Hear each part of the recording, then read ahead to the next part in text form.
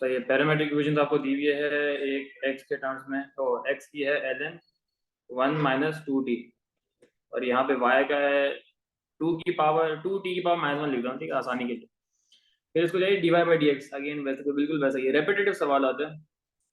आपको क्या करना पड़ेगा, x को पहले डेरिवेट करना पड़ेगा विद रिस्पेक्ट टू t, तो dx/dt करेंगे, क्या हो जाता है ln का जो कुछ अंदर होता है वो नीचे आ जाता है, डिनोमिनेटर में आ जाता है, जो होता है ऊपर चला जाता 1 - 2t, और नीचे का जो डेरिवेटिव है वो ऊपर आके मल्टीप्लाई हो जाता है, तो 1 का डेरिवेटिव तो 0 हो जाएगा, और -2t का माइनस टी, सॉरी -2 -2 हो जाएगा, और फिर ये करेंगे तो ये क्या हो जाएगा -2 टी की पावर -2, पावर नीचे आके मल्टीप्लाई हो गई और पावर एक कम हो गई। फिर हमें चाहिए dy/dx, और शो करना है तो हमें सिंपलीफाई भी करना पड़ेगा, तो dy/dx किसके बराबर होता है, dx/dx, ये रहा, sorry dy/dt -2t -2 divide by, इसको ऐसे लिख लिया करो, डिवाइड बाय -2 अपॉन 1 - 2t, तो ब्रैकेट में डाल दो, इसको भी डाल दो ब्रैकेट।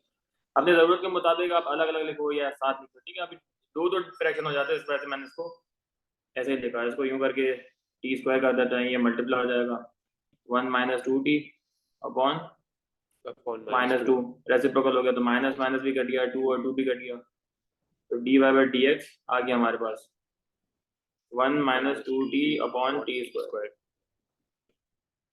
जो ऐसे चाहिए था, यही चाहिए था ना, 1 - 2t अपॉन t², ठीक है। अब वो कह रहे हैं find the exact coordinates of the only point on the curve eight which the gradient is 3, like y की वैल्यू है, नहीं ना, ग्रेडियंट 3 है। अब यहाँ पे ये जो कोऑर्डिनेट्स होते हैं ये क्या होते हैं, x, y होता है, और इसका मतलब ग्रेडियंट 3, तो जब मेरा ग्रेडियंट 3 इसका मतलब क्या है कि मेरा dy/dx की वैल्यू क्या है, 0, 3 ना। अच्छा हाँ ग्रेडियंट dy/dx आपका ग्रेडियंट ही होता है, तो आपको dy/dx की वैल्यू दे दी है 3, तो मैं ऐसे ही इक्वेशन में dy/dx की जगह पे 3 डाल दूंगा। mt² = 1 - 2t, अब इसको इक्वेशन सॉल्व करना पड़ेगा, तो 3t² + 2t -1 = 0, दो आंसर निकाल लो, ठीक है, कैलकुलेटर से। एक मिनट, आपने क्या किया, 3t² + 2t -1 = 0, -2t था ना यहाँ पे आके, +2t हो गया, और +1 वहाँ पे आके -1 हो गया, कैलकुलेटर से रूट्स निकाल के दो।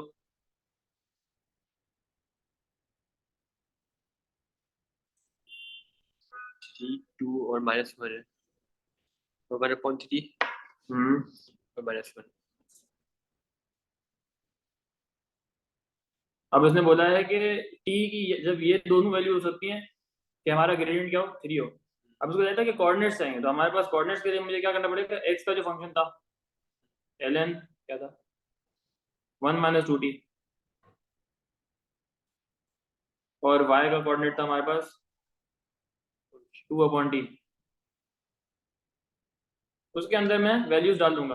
अब इसने एक चीज यहाँ पे ये बताइए कि ओनली पॉइंट, हमें वो वाला कोऑर्डिनेट चाहिए, exact coordinate of the only point, मतलब ये तो 2 पॉइंट देगा ना, t 1/3 अलग देगा, t -1 देगा, लेकिन हम दोनों डाल के देखेंगे ना तो हमें दिखेगा ये कि एक से सोल्यूशन नहीं आ पा रहा होगा। जैसे कि अगर मैं डालता हूँ इफ x की वैल्यू, सॉरी t की वैल्यू 1/3, इससे सोल्यूशन नहीं आएगा, देखना, क्योंकि जब मैं x निकालने जाऊंगा ln 1 - 2/3 होगा ना, बल्कि इससे आ जाएगा, उससे नहीं आएगा, बल्कि दोनों से आ जाएगा, बल्कि 1 - 2/3 क्या होता है, 1 - 2/3 होता है 1/3, और ln 1/3 होता है -1.09, -1.09, कुछ तो मसला है, या तो फिर 1 - 2t/t², find the exact coordinates of the only point of the curve at which the gradient is 3, gradient is 3, तो 3t² ट्राई कर ले, plus 2t - 1, (1/3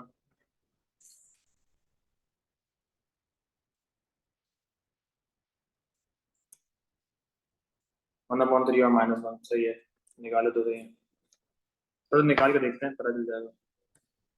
और यहाँ पे t रखूंगा, ये y की वैल्यू क्या आ जाएगी, 6,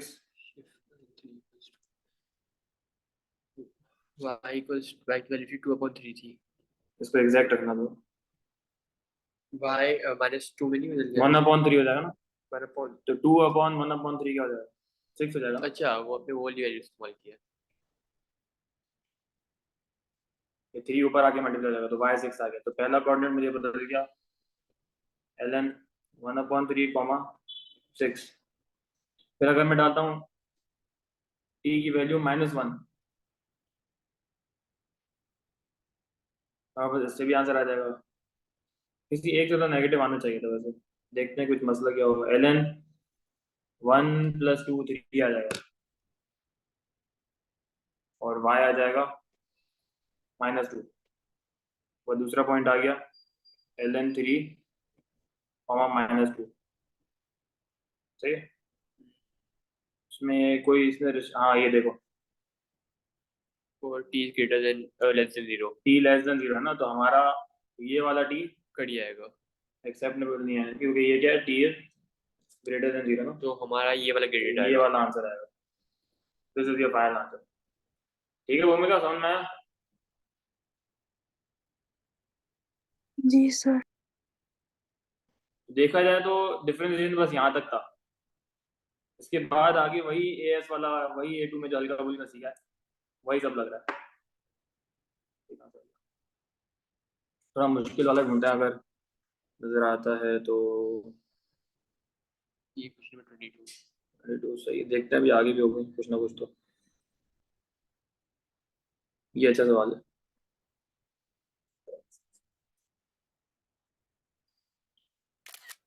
मुझे याद है, अपने टाइम पे याद है ये सवाल। मुझे थोड़ा टाइम लगा था, लेकिन मैंने खुद ही किया था ये। हाँ, तो ये कर लेता हूँ।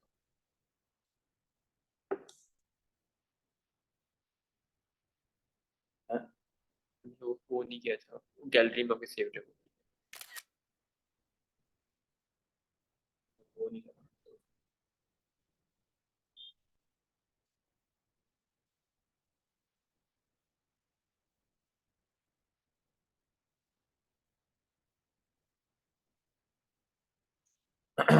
पहले इसमें क्या है, वही 3 मार्क का दिया हुआ है, dy/dx निकालना है इन टर्म्स ऑफ t।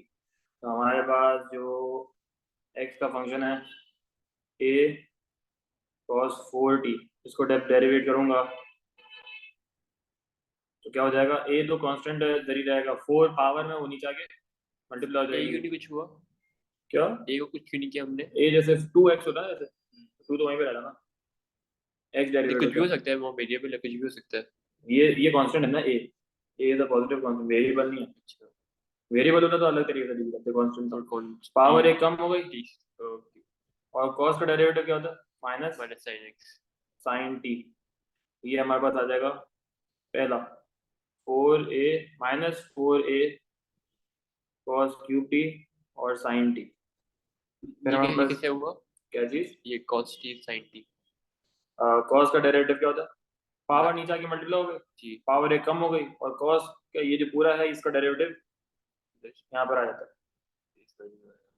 ये लॉ है ना आपका, और ट्रिग्नोमेट्री का ये लॉ था कि अगर ये cos 4 है ना जैसे यहाँ पर, तो ये पावर सबसे पहले नीचे आ जाती है, डेरिवेट करके तो पावर हमेशा नीचे आती है, तो ये पावर कम भी हो गई। अभी जो अंदर कॉस है ना, पावर को छोड़ दो, अंदर जो कॉस है उसका डेरिवेटिव यहाँ पर आ जाएगा, minus sine x. Minus sine x. ये उसकी तरह है, ये आपको याद है a+b जो ये पावर n, ऐसा ना पावर नीचे आ जाती थी, पावर कम किया, ब्रैकेट को फर्क नहीं पड़ा, लेकिन साथ में ब्रैकेट का मल्टीप्लाई डेरिवेटिव भी आ जाता था। हाँ सही है, तो ये वैसे ही है। यही करूंगा अब मैं इसके साथ भी। a sin 4t है, तो जब मैं dy/d t निकालूंगा तो ये जाएगा 4a sin 3t लेकिन cos t। Minus sine T तो cos के अंदर है ना, तो वो बाहर बाहर है, बाहर आके मल्टीप्लाई होगा, cos का अच्छा अंदर थोड़ी, अच्छा, cos के अंदर t है। cos का अंदर सिर्फ t है। ठीक है, ये इसका आ गया। dy/dx निकालना है, तो dy/dx होता है आपका dy, जो कि 4a sin cube t cos t divide by -4a cos sin cube, sorry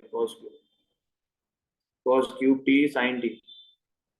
तो सिंप्लीफाई करते हैं अब यहीं पर ही, तो ये 4a कट गया, साइन यहाँ पे पूरा कट गया, यहाँ पे 2 साइन रह गए, यहाँ पे कॉस पूरा कट गया, यहाँ पे 2 कॉस रह गए, तो ये क्या हो जाएगा minus sign square T upon cos square t cos square tan T, square t या माइनस टेन स्क्वायर टी बोल सकते हैं, ये डेरिवेटिव आ गया। अब क्या कह रहे थे वो, show that the equation of the tangent to the curve at the point with parameter t is this. Equation of tangent निकालने के लिए आपको क्या चाहिए होता है, ग्रेडियंट। इक्वेशन ऑफ टेंजेंट निकालने के लिए, इक्वेशन ऑफ टेंजेंट, टेंजेंट क्या है, स्ट्रेट लाइन है ना, तो वो उसकी इक्वेशन क्या होती है, y2 माइनस y1, याद है, y minus y1 is equal to m x minus x1। y को हम प्लस c से नहीं कर सकते, क्या चीज, y को mx प्लस c से, उससे कर लोगे, मतलब उससे c अलग निकालोगे फिर डालोगे, ये ज्यादा बेहतर रहता है। अब इसने क्या बोला है कि आपको show that the equation of the tangent, क्या चाहिए, टेंजेंट की इक्वेशन चाहिए, और at its parameter t, parameter की वैल्यू भी नहीं दी,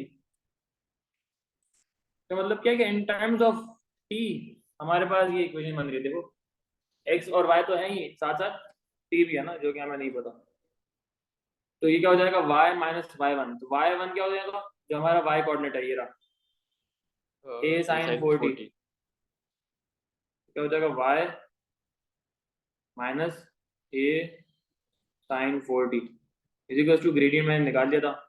अभी देखो हमारा फायदा नहीं है टेन टी रखने का, क्योंकि हर चीज यहाँ पे साइन कॉस में, वहां पे हमने टेन स्क्वायर में जो चेंज किया उसको मैं वापस बैक चेंज कर दूंगा, minus sign square T upon cos square t cos square T, और x माइनस x1 क्या था, a cos 4।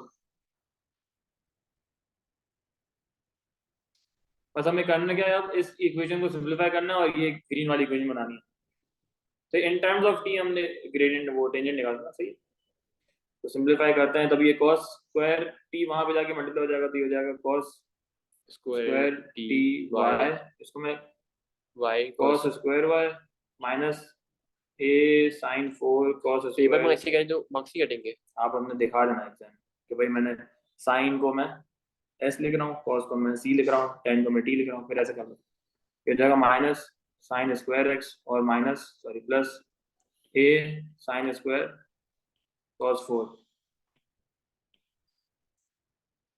अब क्या रखा है इसने, cos और y और x एक तरफ है और बाकी सब एक तरफ है, तो ये y और x को एक तरफ करता हूं, तो ये cos square y plus sin square y sorry x is equal to, ये इसको उधर ले जाओ, a sin 4 cos square plus a sin square cos 4, ये चीज हमने शो कर दी, देखो cos स्क्वायर y और sin स्क्वायर x, ठीक है, दूसरी साइड को शो करना है, जो कि हो जाएगा, क्या कॉमन है दोनों में, a sin स्क्वायर और cos स्क्वायर, अंदर क्या रह जाएगा, sin square plus Plus cos square, क्या होता है साइन स्क्वायर का, नहीं हाँ 1 होता है, 1 होता है, sine square plus cos square 1 होता है, तो हो गया show, sine square plus cos square, हाँ ये रहा ना a sine square cos square, final answer में इसको जाना करके दे दो वापस कन्वर्ट, तो sine square T X plus cos square T Y is equal to a sin square cos square, sine square T cos square T, ये final answer आपको मिल गया। इतना मुश्किल था नहीं जितना लगता, मतलब जो अगर आप ना सिंप्लीफिकेशन वगैरह करते हुए, तो ये अगर आपको ये चीज समझ में आ गई कि टेंजेंट कैसे निकलेगा, आगे सिंप्लीफिकेशन yes का ये सारा, हाँ अरे yes का ये तो तकरीबन ये है इसका, बस को हम थोड़ा सा उन्होंने पढ़ा दिया,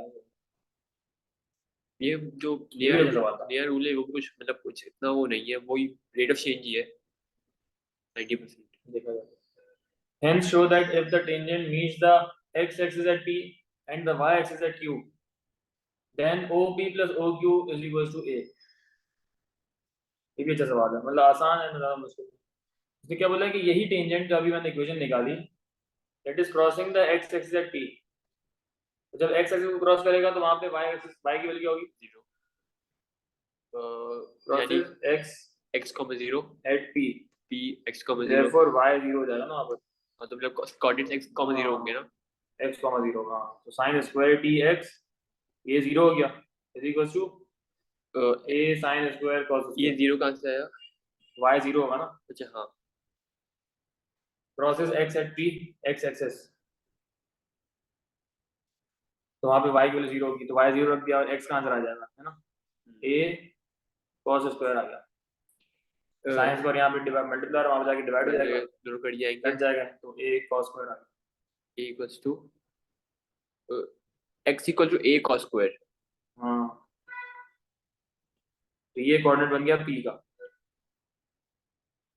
फिर आपको चाहिए प्रोसेस, इसने बोला था वाई एक्सेस, तो x इक्वल्स टू 0।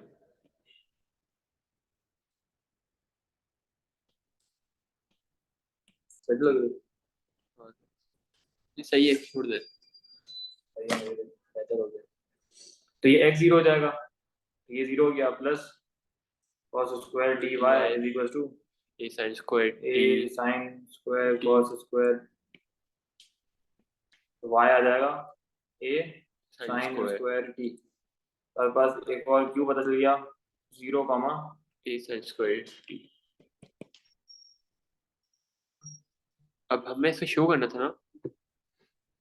अब आपने क्या करना है, हाँ अभी शो करना था कि O P plus O Q, मतलब ओरिजिन से पी तक का डिस्टेंस और ओरिजिन से क्यू तक का डिस्टेंस बराबर, मतलब ऐड कर रहा हूँ दोनों का आंसर ए आएगा, ओ पी जो होगा ओ पी होगा, ओ क्या है, जीरो कॉमा जीरो है ना, 0,0। अच्छा डिस्टेंस लेंगे अभी से। डिस्टेंस का फॉर्मूला निकाल दो, ओ पी क्या हो जाएगा, अंडर रूट अंडर रूट जो होगा 0 और a A cos square minus zero था, तो वो तो जीरो ही हो जाएगा, सॉरी ए कॉस स्क्वायर हो जाएगा प्लस जीरो माइनस जीरो, है ना, और ओ क्यू क्या हो जाएगा, 2 मार्क का क्वेश्चन था ये, इतना बड़ा, सिंपल तो था, हाँ इतना सिंपल भी मैं 2 समझा मार्क। रहा हूँ तो लंबी करके बता रहा हूँ ना, समझाने के लिए, बाकी लोग डायरेक्ट डायरेक्ट भी करते हैं,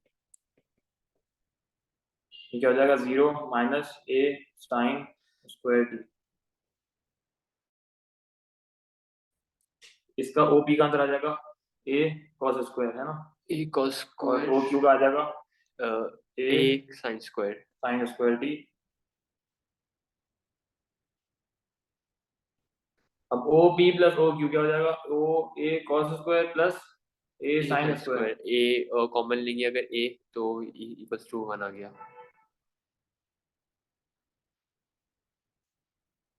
ऐसा तो यही शो करना था ना, ए वन आ गया, तो सॉरी a आ गया। ए आ गया, घूमेगा समझ में आया, क्लियर है, अच्छा जी सवाल, सर।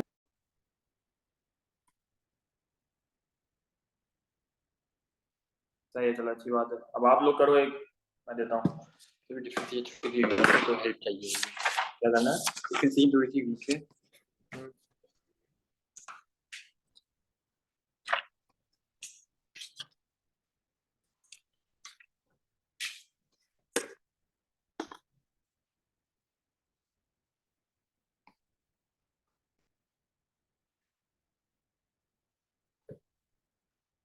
ये अच्छा है, क्वेश्चन नंबर 39, अब जो आपने पहले पढ़ लिया ना उसको भूलना नहीं है, वो भी अप्लाई अगर हो रहा है तो करोगे,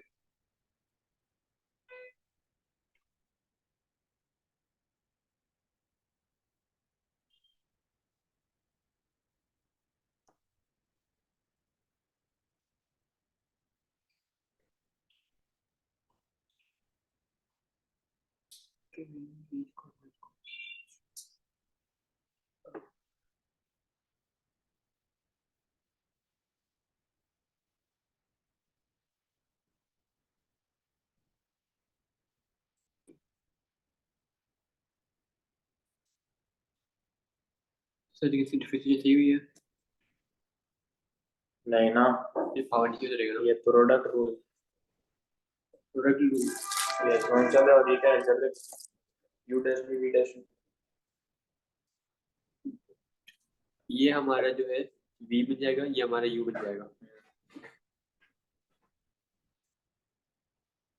ये हमारा जेबी ये हमारा किसी को भी कुछ भी बोल दो, पता नहीं पड़ता, प्रोडक्ट रूल में मसला नहीं होता, क्वेश्चन रूल में equals to 5t or v equals to e to t. u dash equals to, अब u dash इसको पहले हम डिफरेंशिएट करेंगे, यू डैश भी, हाँ यू डैश निकालोगे और वी डैश निकालोगे, u dash को निकालेंगे तो कांस्टेंट गायब हो जाता है,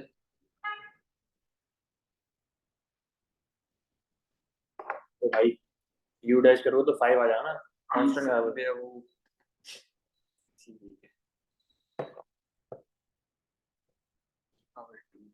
v dash लिखे सर, और इसका फॉर्मूला क्या होता है, फॉर्मूला क्या होता है प्रोडक्ट रूल का, यू डैश भी plus V dash U, u dash v plus power का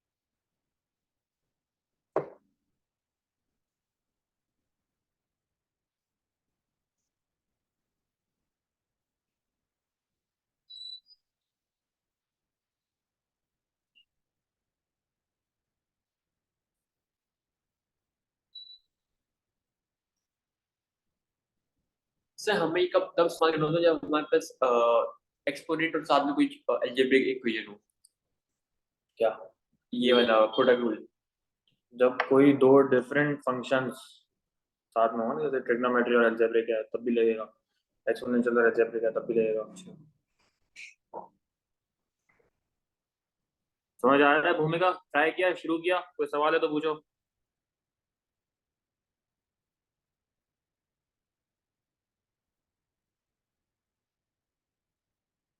वाई का डेरिवेटिव कैसे किया, किया कि नहीं?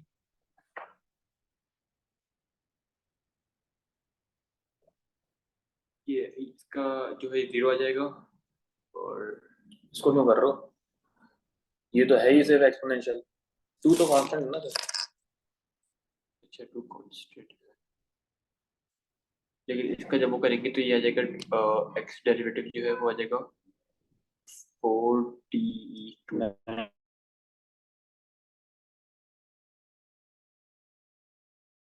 पावर का डेरिवेटिव नहीं चाहिए, 2 टी टू टी। 4t,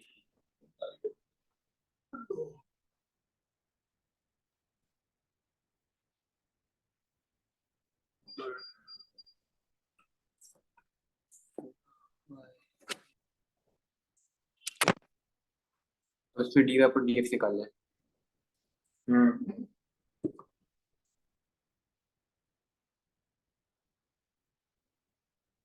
तो y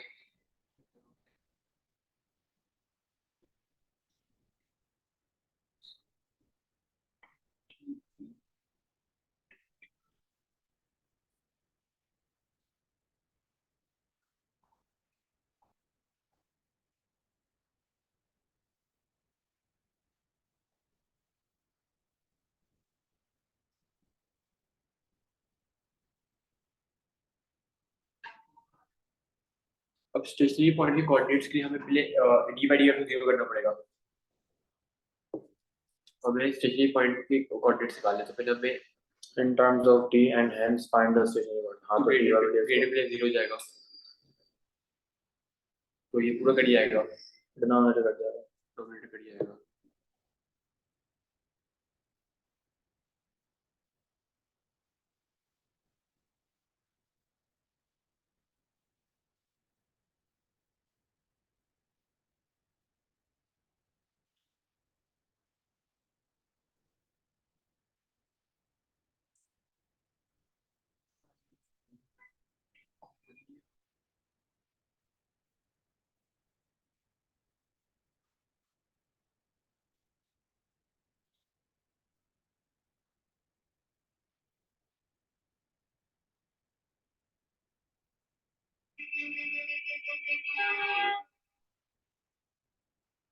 अब आगे क्या करेंगे? स्टेशनरी पॉइंट पे इसमें ये करिए, कॉमन हमारे आ रहे थे 5e2t हमने कॉमन ले लिया, इसमें 1 + 2 बचा, ये आ गया 1 + 2 क्या बचा? 1 + 2 टी बचेगा ना। 2, अच्छा 2t। अब आगे क्या करें? इसी पर जी करो, बस 0 है, तो आइदर और कर दो, क्या कर दूं? आइदर और। अच्छा 5e2t = 0, तो अब वो लगेगा, ln लगेगा, ln का वैसे इसलिए वो ये नहीं हो सकता, ln 0 कुछ भी नहीं होगा। हाँ ये ln कुछ भी नहीं ln होता। हम तो ln हम बाहर नहीं होता, देखो ln 0 का आंसर नहीं आता। तो ln, लेकिन फिर ये सर तो जी हो गया। नहीं, जो 4e⁻t है उसका डेरिवेटिव सेम ही होगा ना। 4e⁻t रहेगा, हाँ। आपने क्या किया? कहाँ से स्टार्ट होगा? फिर आगे भी हुआ है। ये हाँ ये देखिए, इसका डेरिवेटिव क्या है? इसका डेरिवेटिव ये रहा। तो 4et कहाँ गया?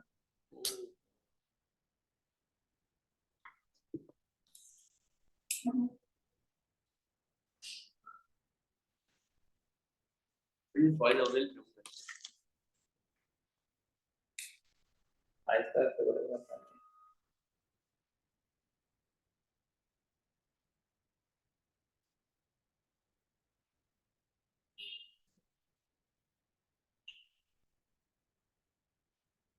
स्टोरी हटा दे प्लीज। देख लिया हमने। देखा नहीं है मुझे, बस जब कुछ होता है मेरा कहीं, मैं खुद भी स्टोरी नहीं लगाता हूँ मैं।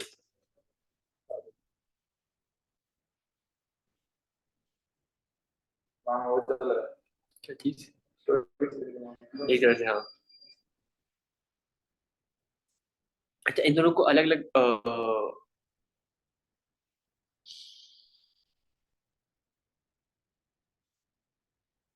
4e2t प्लस इसकी, इसका तो खाली 1 ही होगा, तो ये 4et हो जाएगा।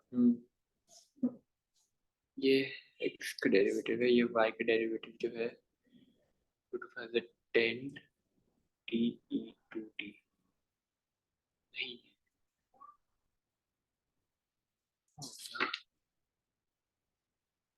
dy/dx निकालने के बाद क्या करना है?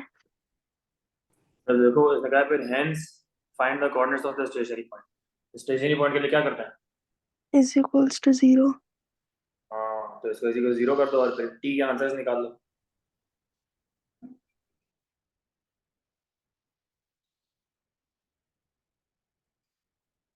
u का जो है वो 5t का डिफरेंस, जो डिफरेंट होगा वो t आएगा ना खाली, ये 5 आएगा। 5 आ जाएगा 5। वेरिएबल भी करता है फिर हम्म 2e2t।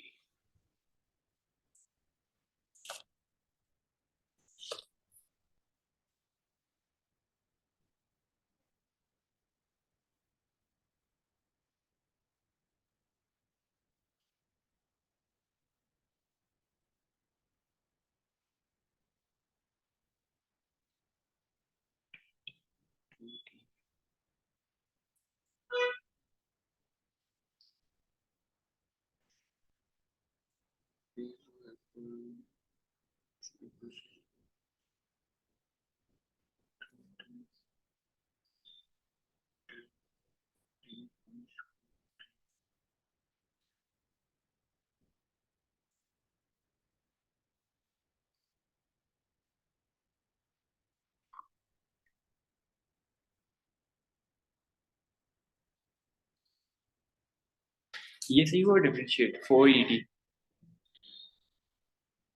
इसमें कुछ करने के लिए है ही डिफरेंशिएट। 4et।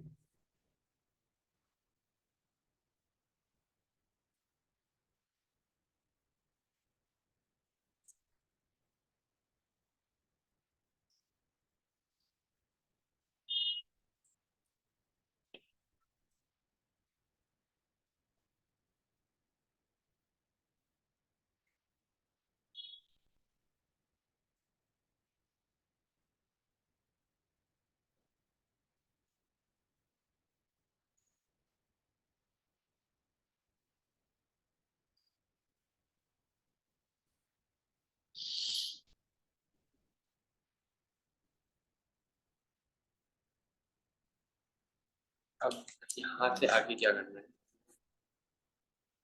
ये मैं फंस गया। बस अब ये डिनोमिनेटर हो जाएगा। ये कट गया पूरा, तो ये हो गया 5e2t U dash V minus V dash U क्या ऊपर यू डैश। ये इसका अच्छा ये है, सब कर लिया। इसका है। हाँ सही है। फिर क्या करता है? इसके बाद ये y upon y dash upon हाँ। x dash 1 plus 2t equals to 0। ये हो जाएगा 5e2t equals to 0। लेकिन वही बात आती है ना कि ln कैसे लगाएंगे। नहीं आएगा ना, इसका आंसर नहीं आएगा। दूसरा वाला जो 1 plus 2t उसका आंसर आ जाएगा। ठीक है 1 plus 2t equals to 0 और t equals to minus 1 upon 2। अब क्या करोगे? ये जो है पहले हमें 39 था ना, हमें सबसे पहले coordinates find the coordinates of the stationary point. अब हम ये t आया है, टी को इधर x की जगह x की फंक्शन में डाल दो, x कोऑर्डिनेट आ जाएगा। अच्छा और y के फंक्शन में डाल दो, y कोऑर्डिनेट। और दोनों को इक्वल डेसिमल प्लेस तक आंसर देना। 2x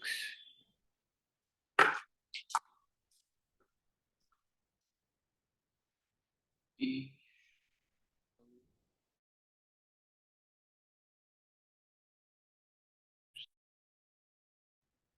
5 plus 4e plus 0.5 8.16 और y जो है 8 plus 2y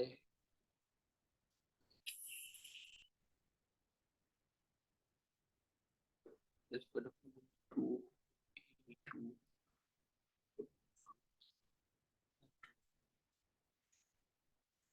minus 0.5 times e की पावर 2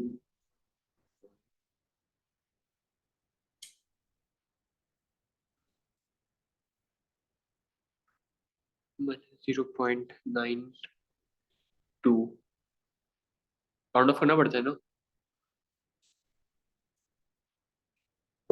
8.16 ये आंसर है। सामने देखना पड़ेगा।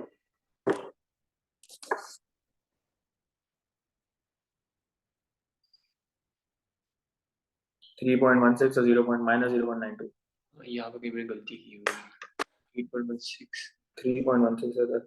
3.16 है गलती की है।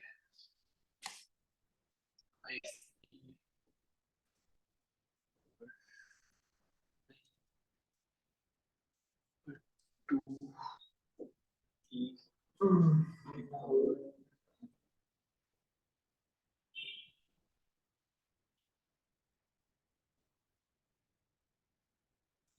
5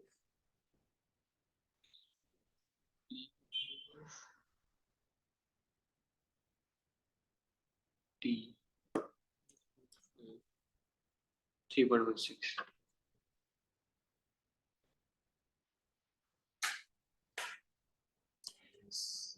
तो मुझे डिफरेंशिएशन के रूल्स मुझे एक बार 5 मिनट समझा दे एस वाले।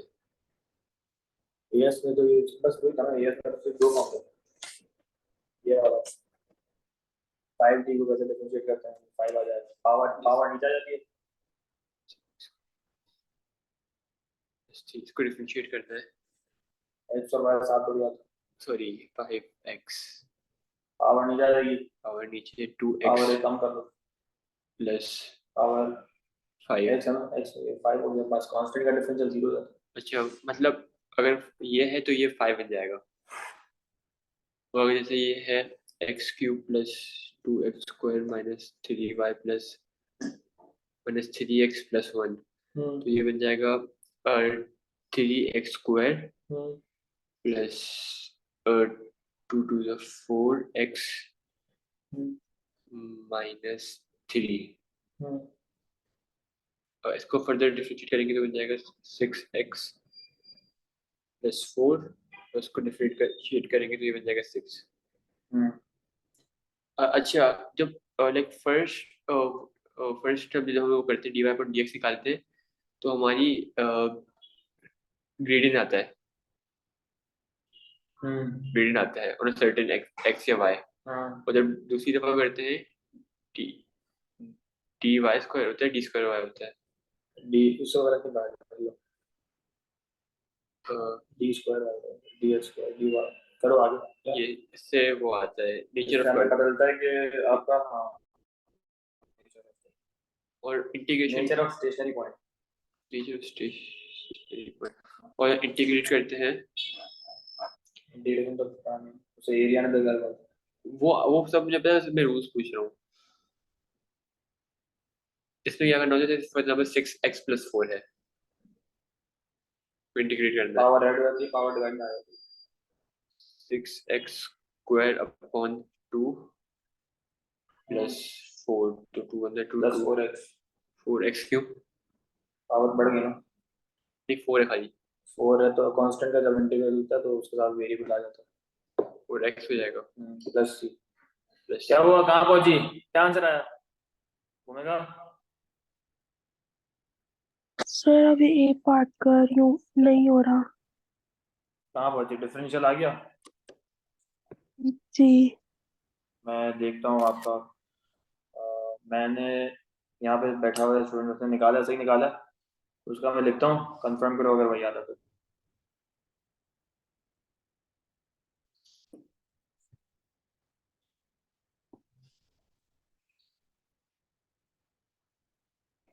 क्या है 3.16 यानी आंसर डिफरेंशियल किसका आपको dy का चाहिए ये रहा।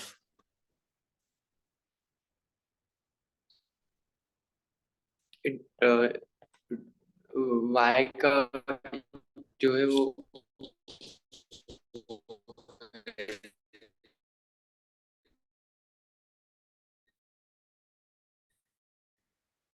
डिफरेंट है। ग्रेविटी का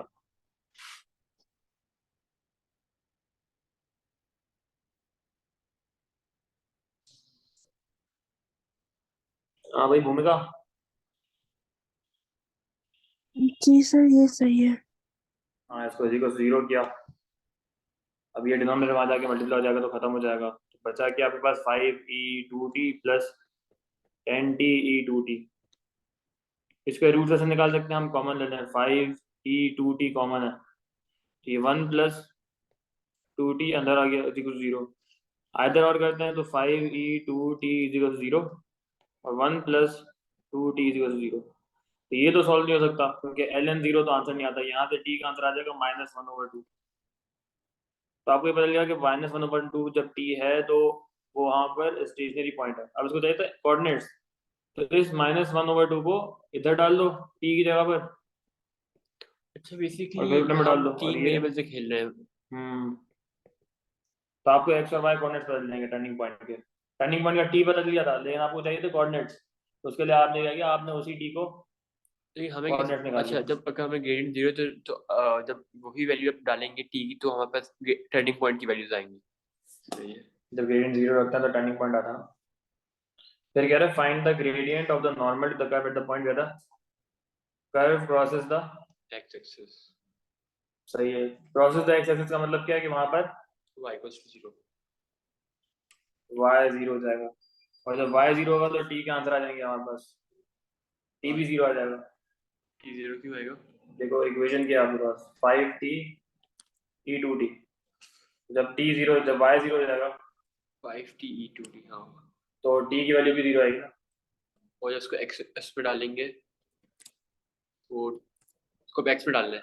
जब t 0 हो जाएगा ना अब इसको चाहिए था gradient of the tangent gradient of the normal अगर मैं t 0 रखूंगा अपने इस dy by dx के अंदर यहाँ पर dy by dx में अपना मैं t की वैल्यू 0 डालूंगा तो मुझे किसका ग्रेडियंट मिलेगा उसका टेंजेंट का मिलेगा और उसको जब इन्वर्स कर देंगे हाँ पर उसका मैं नेगेटिव रेसिप्रोकल करूंगा -1/mt तो उससे मेरा पता चल जाएगा नॉर्मल का ग्रेडियंट जो कि मुझे चाहिए था समझ आया चलो ये और बस फिर आज के लिए काफी है। फिर एक बाइनोमियल क्वेश्चन भी मिला। ये करो ना, ये नहीं कर रहे।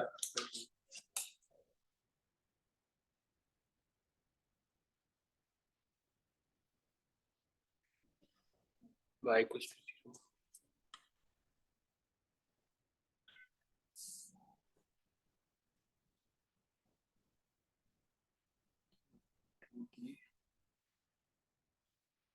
to 0 equals to, हमें तो t अलग करना पड़ेगा ना, डायरेक्ट t से 0 क्यों हो गया? क्योंकि y equals to 5t e2t है ठीक है, ना। आंसर निकालो। e2t 0 हो जाएगा और 5t 0 2t हो जाएगा, है ना। 5t equals 0 और e2t 0 हम उसको क्यों कर रहे हैं, अलग क्यों कर रहे हैं? आंसर निकालना है, ये फैक्टर्स बने हैं ना पहले से। ये एक फैक्टर है। हाँ, मल्टीप्लाई हो रहा है ना आपस में। तो 5t equals to 0। सही है भूमिका, ये कंप्लीट कर लेना इंशाल्लाह, जी फिर मिलते हैं। सर। चलो अल्लाह हाफिज़।